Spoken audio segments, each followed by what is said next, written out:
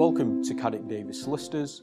My name is Hodge Luddin. I'm one of the senior solicitors and an expert in drink-related offences. I assume that you are watching this video as you're currently being investigated for the offence or have been charged and due to appear before the court. The penalty for being drunk in charge of a motor vehicle can range from you receiving a penalty point endorsement of 10 points up to a potential disqualification from driving. In addition to that, the offence can also attract a sentence ranging from a fine up to a custodial sentence, dependent on the level of alcohol in your system. Being drunk in charge of a motor vehicle can be as simple as someone being in charge of that vehicle where they have keys in their possession and in the vicinity of that vehicle whilst the proportion of alcohol in their breath, blood or urine was over the prescribed limit. The offence itself can occur in numerous ways, and examples are such as someone being asleep in their car with the engine running. It could be as simple as someone approaching their vehicle to get a packet of cigarettes, and it could be also, in particular, where someone is sat in the vehicle drinking after late night or an argument with their husband, wife or boyfriend or girlfriend.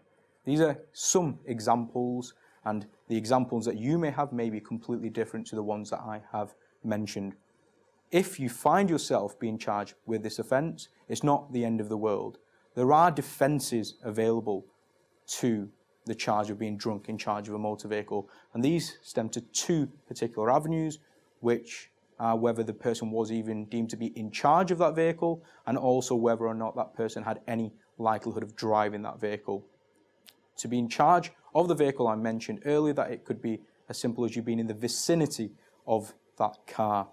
But if we can show that you were not in charge, whether it be an example I had recently was where someone had no wheels on the vehicle, but the police officer seemed to assume that the vehicle had the wheels taken off subsequently after being informed of the offence, and this individual was subsequently acquitted before the court. The defence of no likelihood of driving is slightly more complex because this does require expert evidence. The expert evidence in particular relating to no likelihood of driving is whether or not when that person had a likelihood of driving, they would have been under or over the prescribed limit. Therefore, it's requested that expert evidence be obtained to determine and show the court whether you would have been under the limit when you were going to drive that vehicle.